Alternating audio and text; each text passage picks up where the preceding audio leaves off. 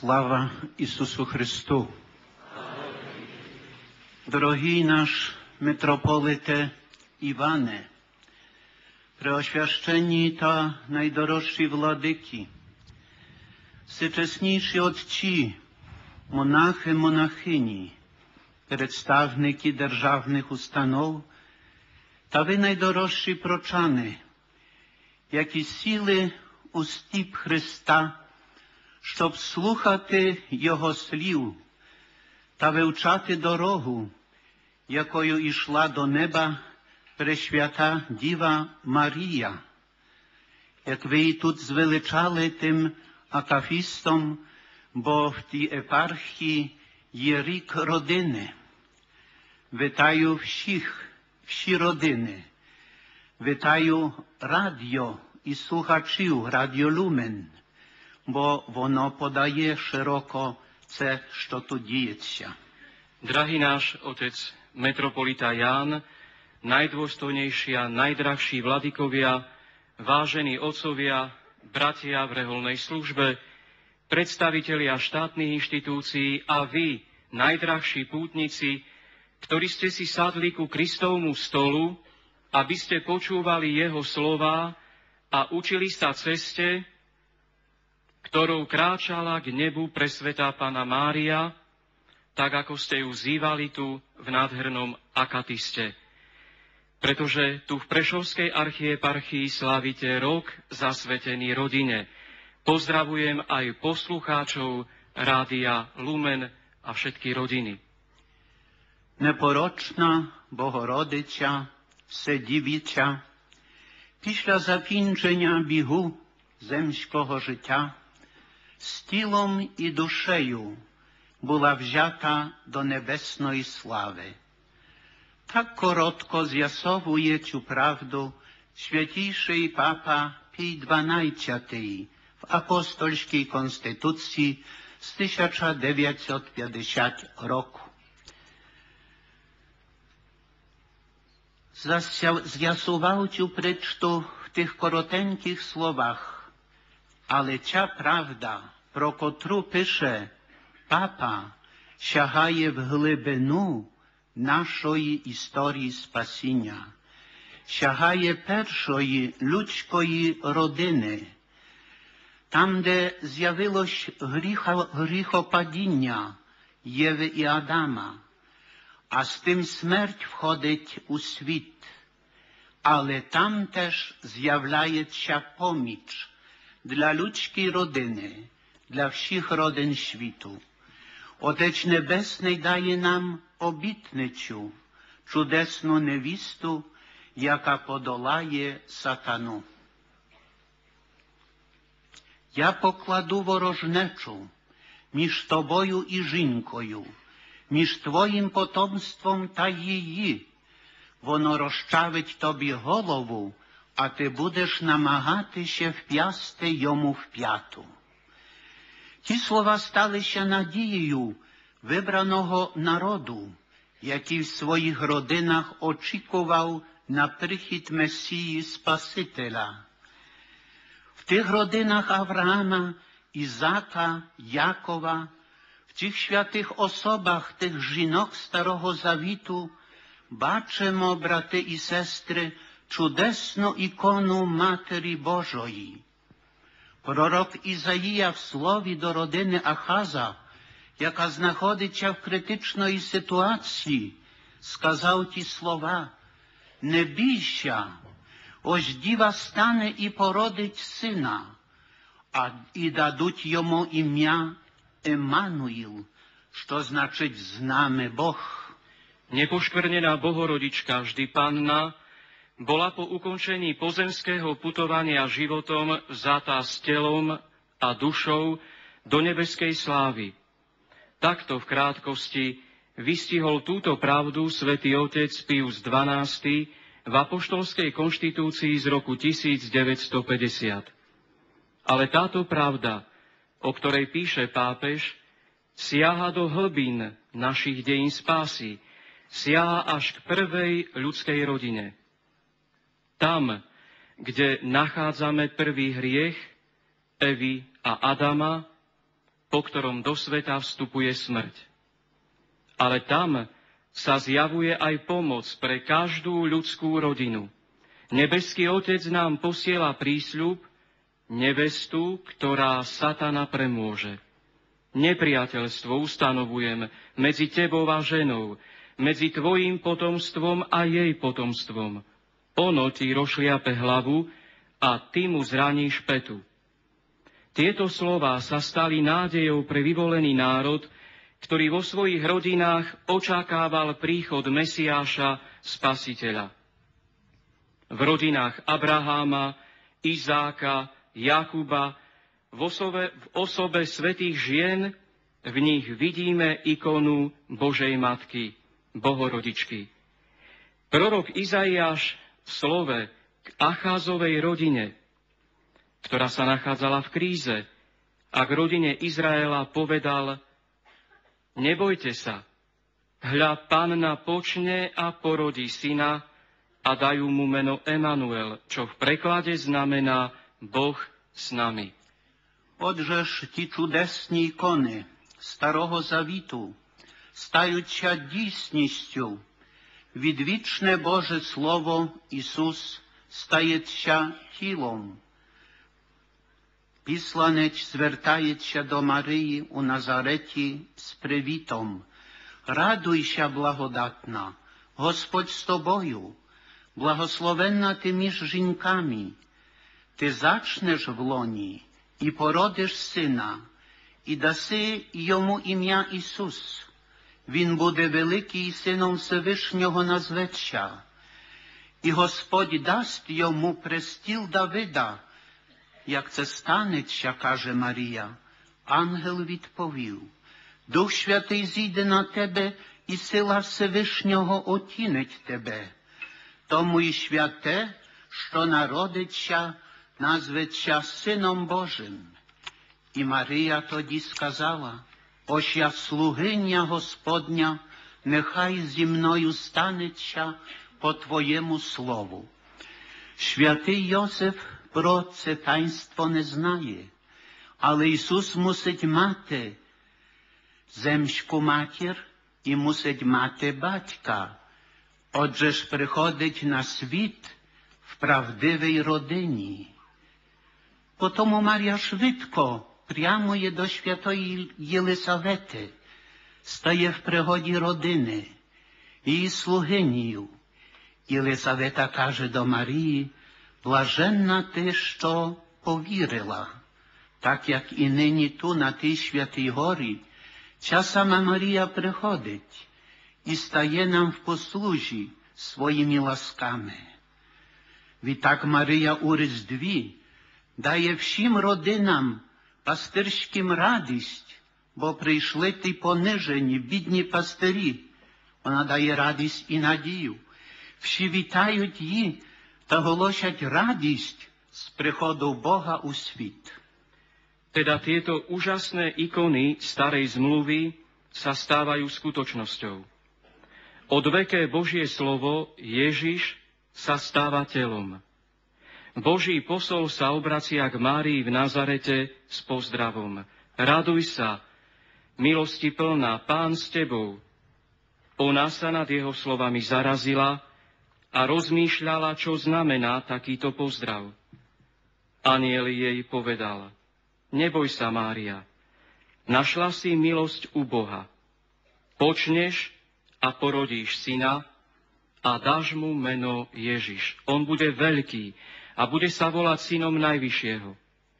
Pán Boh mu dá trón jeho otca Dávida, naveky bude kráľovať nad Jakubovým rodom a jeho kráľovstvu nebude konca. Mária povedala anjelovi: Ako sa to stane, veď ja muža nepoznám. Anjel jej odpovedal: Duch Svätý zostúpi na teba a moc Najvyššieho ťa zatieni. A preto aj dieťa bude sa volať Svätým. Bude to Boží syn. Mária povedala: Hľa, služobnica Pána, nech sa mi stane podľa tvojho slova. Svätý Jozef o tomto tajomstve nevie. Ale Ježiš musí mať pozemskú matku i pozemského otca, lebo prichádza na svet v skutočnej rodine. Preto sa Mária ponáhľa k svätej Alžbete, aby bola nápomocná rodine, slúžila jej. Alžbeta povie Márii: blažená si, lebo si uverila. A tak dáva Mária počas Ježišovho narodenia všetkým rodinám, pastierom, radosť a nádej, a všetci sa tešia spolu s ňou a vyjadrujú radosť z toho, že Boh prišiel na svet. Мудреці, поклонившись народженому з Діви Марії Божому Синові, повертаються у свої краї іншою дорогою. Що це значить?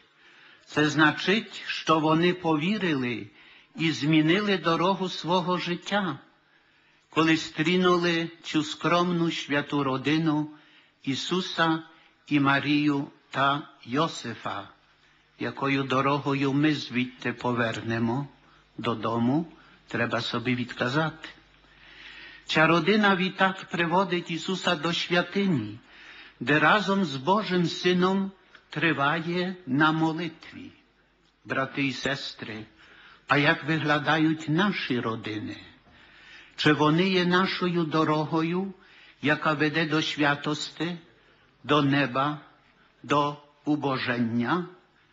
Чи в нашій дорозі зустрічаємо все Марію з Ісусом присутнім на весіллі в Кані Галилейській?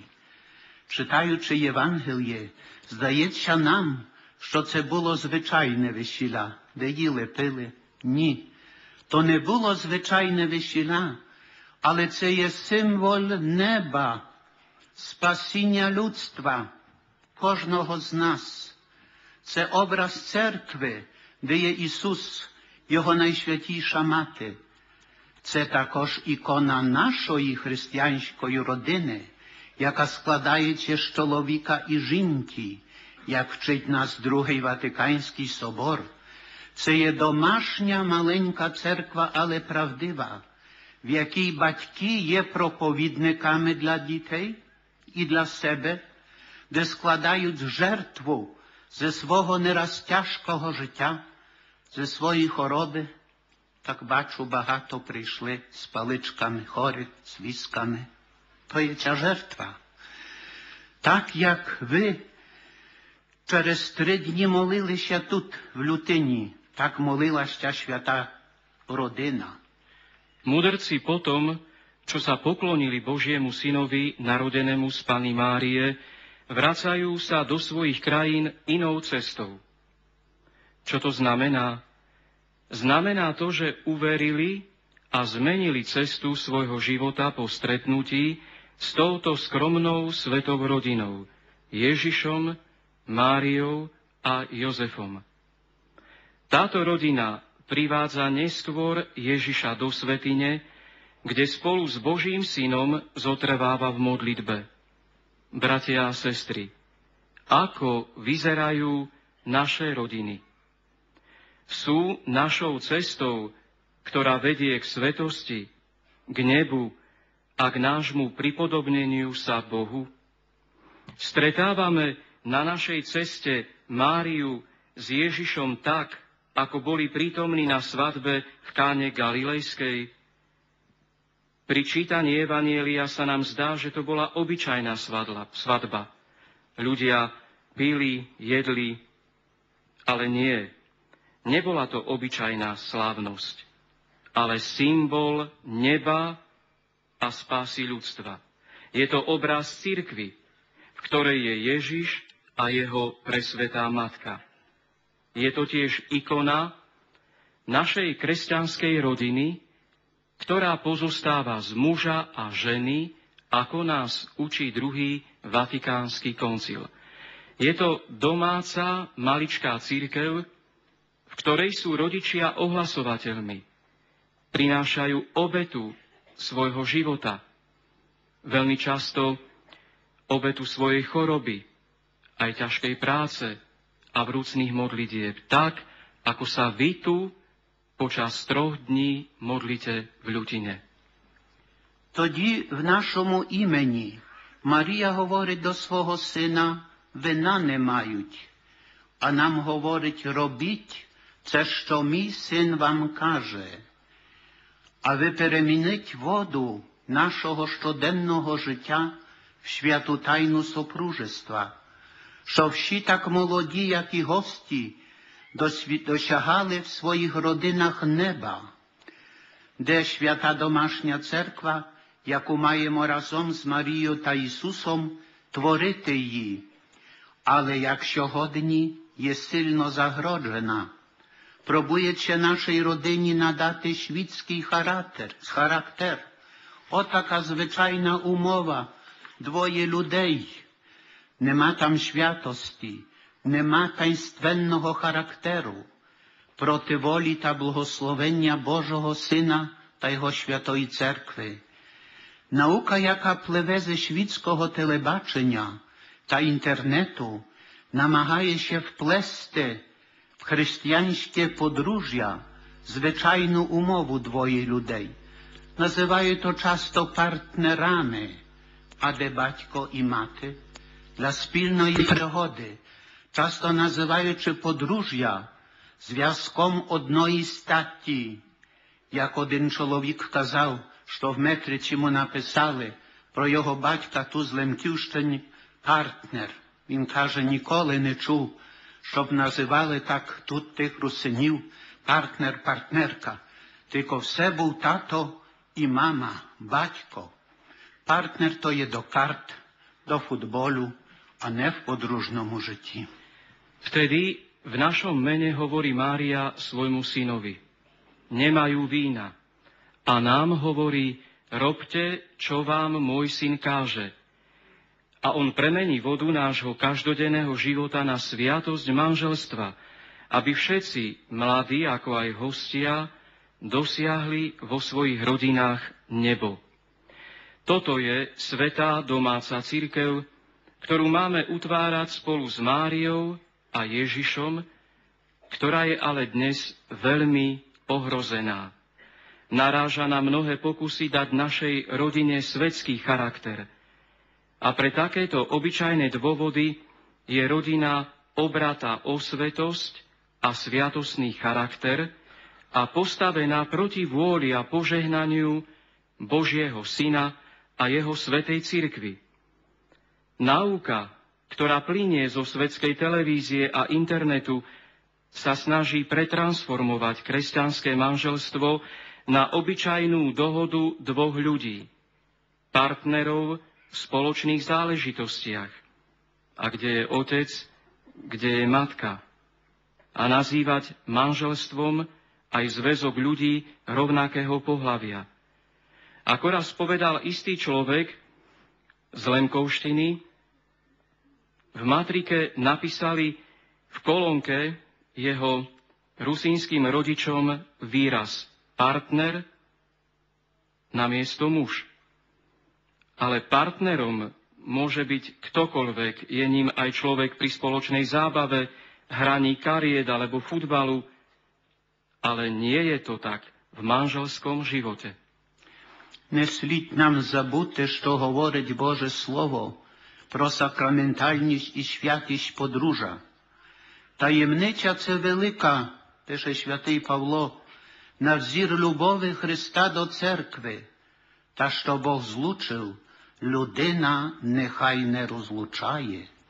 А також багато розлучень сьогодні, бо не шанується людського тіла, не шанується життя, покликаного Богом, щоб ставало знаряддям святости і брало участь в Його небесній славі і в небесній мандрівці до Бога.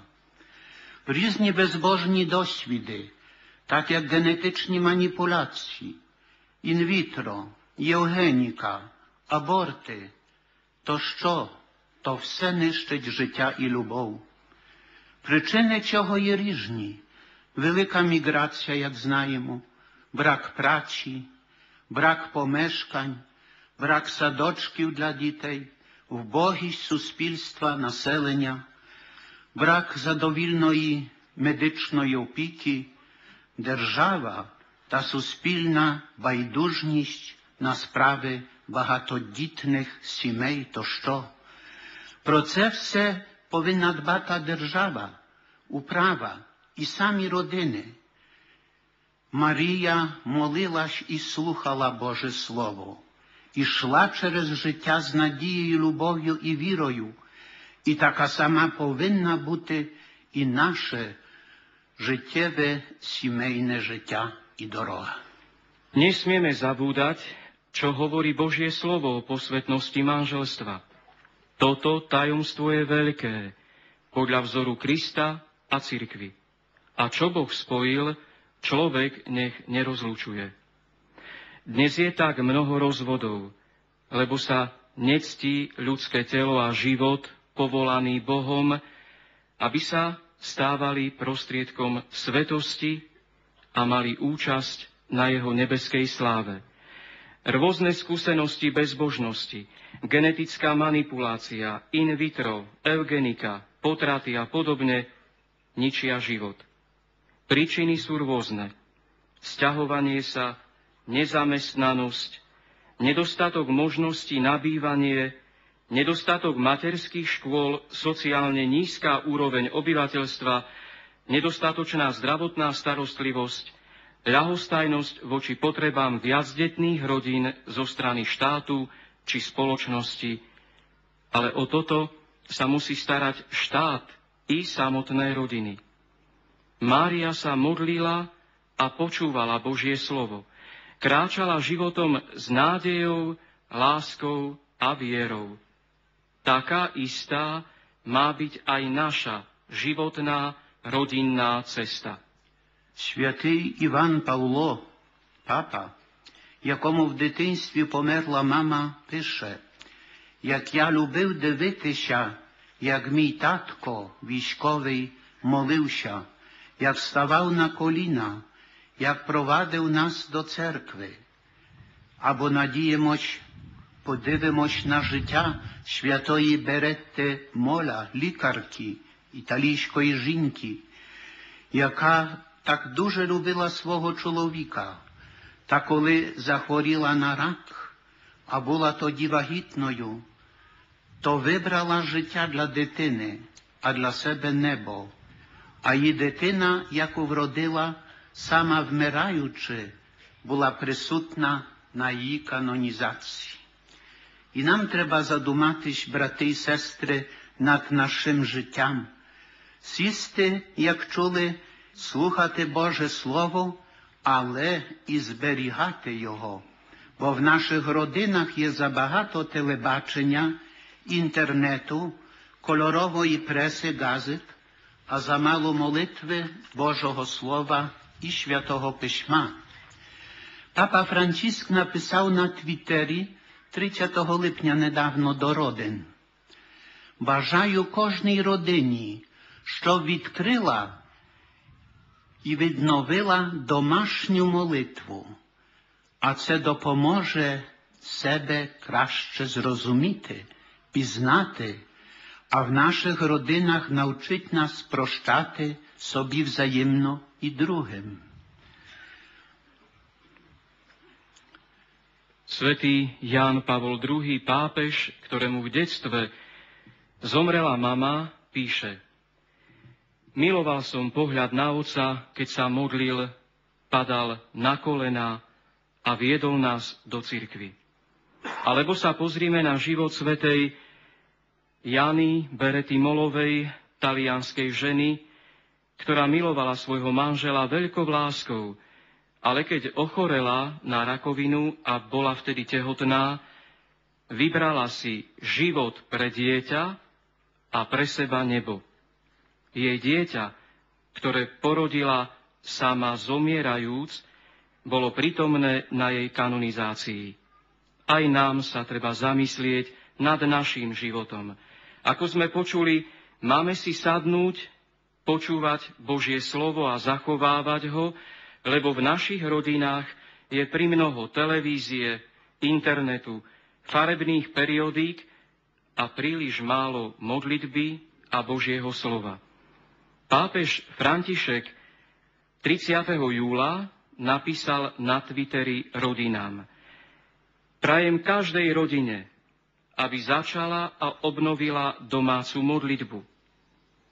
Pomôže nám lepšie pochopiť samých seba v našich rodinách a naučí nás vzájomne si odpúšťať i odpúšťať druhým.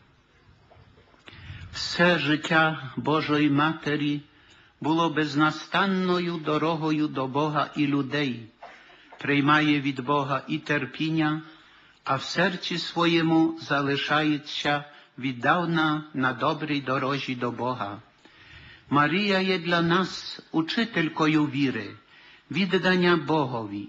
Успення Божої Матері пригадує нам, що і дорога до Бога – це одночасно наша дорога. Марія іде цією дорогою зі своїм сином, Спасителем кожної людини. Вона досвідчила Бога, який очікує кожного з нас. Наша дорога веде до вічності і неба. На хресті Ісус каже до Івана: «Сину, ось мати твоя». І тоді Іван взяв її до себе. Нам здається, так думаємо, що Іван взяв Марію до себе, щоб нею опікуватись. То Ісус дав нам свою матір, що вона опікувалась нами. В тропарі на Успення визнаємо, що вона в Успенні нас не залишила, та надалі молиться за нас і з нами. Так вона є сьогодні і ту на тій горі, як сказали, в наших родинах, і вказує нам дорогу до правдивої батьківщини. Особливо є присутна там, де є багато горя, морального і фізичного терпіння. Але із цієї людської трагедії вона хоче нас вивести і говорить, що й там, де є багато терпіння, залишається надія на подолання зла. Celý život Božej Matky bol neustálou cestou k Bohu a k ľuďom. Od Boha prijíma trápenie a vo svojom srdci ostáva oddanou Bohu v láske. Mária je pre nás učiteľkou viery a odovzdanosti Bohu. Zosnutie presvätej Bohorodičky nám pripomína, že jej cesta k Bohu je zároveň našou cestou. Mária ňou kráča so svojím synom, spasiteľom každého človeka. Svedčí o Bohu, ktorý očakáva každého z nás. Naša cesta vedie k večnosti a k nebu. Na kríži Ježiš hovorí Jánovi: hľa tvoja matka. A od tej hodiny si ju učeník vzal k sebe. Zdalo by sa, že Ján zobral Máriu k sebe, aby sa o ňu staral. Ale Ježiš nám dal svoju matku, aby sa ona starala o nás. V tropári zosnutia voláme, aby nás vo svojom zosnutí neopúšťala a ďalej sa modlila za nás. Tak aj dnes ostáva s nami, tu na tejto Ľutinskej hore, s našimi rodinami a ukazuje nám cestu k pravému domovu. Osobitne je prítomná tam, kde je mnoho bolestí, morálneho a fyzického utrpenia, ale aj z tejto ľudskej tragédie nás chce vyvádzať a vraví nám, že aj uprostred veľkého utrpenia ostáva nádej na víťazstvo nad zlom. Наш чудесний стихаріон з літургії останню п'ятницю каже так: «Я знаю, що ти все можеш, як тільки захочеш». Так до Матері Божої молимось. І другий, в якому звертаємося до судді, перед яким колись станемо всі, і я, і ви, і всі тут присутні. І тоді кажемо Ісусові: ти не можеш нас залишити, бо за нами молиться Твоя пресвята Мати Марія. Що за чудесні слова? За нами молиться Твоя пресвята Мати Марія. А святийший Отець Пій XII в енцикліці «Целі Регінам» Цариця Неба називає Матір Божу всемогутність, благаюча Бога на колінах. Всемогутність, благаюча Бога на колінах. Які глибокі слова. В небі наше життя вже не кінчається, не є нічим загроджене, не приносить сліз і терпіння. Божий Син воскрес, вознісся на небо. Його найсвятіша мати по успенні з душею та тілом взята до неба, бо вже на землі була свідком неба, і безнастанна турбота та піклування над людською родиною говорить нам, що хоч небо є над землею, то не є далеко від нас, бо там є наша мати. Небо є ту, де є найсвятіша Євхаристія. То все є, як каже літургія, небо на землі. Власті, яку Марія досвідчила в своєму успенні, бачимо Божий задум супроти всіх людей, почавши від перших наших батьків по останню родину, яка буде на світі. Після Ісуса Христа Марія є першою людиною, яка заповідає нам повне щастя, згідне з обітницею нашого Воскресіння. Амінь. Naša úžasná stichíra z liturgie hovorí: ja viem, že ty môžeš všetko, ak len chceš. A druhá, v ktorej sa obraciame k sudcovi, pred ktorého sa raz postavím ja i vy všetci, hovorí: nemôžeš nás opustiť, lebo sa za nás modlí tvoja presvätá Matka Mária. Aké hlboké, zázračné slova. A Svätý Otec v encyklike Celý Reginam nazýva Božiu Matku všemohúcou prosbou Boha na kolenách. Všemohúcou prosbou Boha na kolenách. V nebi sa náš život už neskončí, nebude ničím ohrozený, neprinesie nám slzy ani utrpenie. Lebo Boží Syn vstal z mŕtvych a vystúpil do neba. Jeho najsvätejšia Matka po zosnutí bola s telom a dušou vzatá do neba, ba už na zemi bola svedkom neba. Jej neustála starosť a starostlivosť o ľudskú rodinu nám hovorí, že hoci je nebo nad zemou, nie je od nás ďaleko, lebo tam je naša Matka. Tu, keď slavíme Eucharistiu, tu je prítomné nebo. Nie je od nás ďaleko. V milosti, o ktorej Mária svedčí vo svojom zosnutí, vidíme Boží úmysel vo vzťahu k všetkým ľuďom, počínajúc našimi prarodičmi Adamom a Evou, až po poslednú rodinu, aká bude na tejto zemi. Po Ježišovi Kristovi je Mária prvým človekom, ktorý nám sľubuje plné šťastie v súlade s prísľubom nášho vzkriesenia. Amen.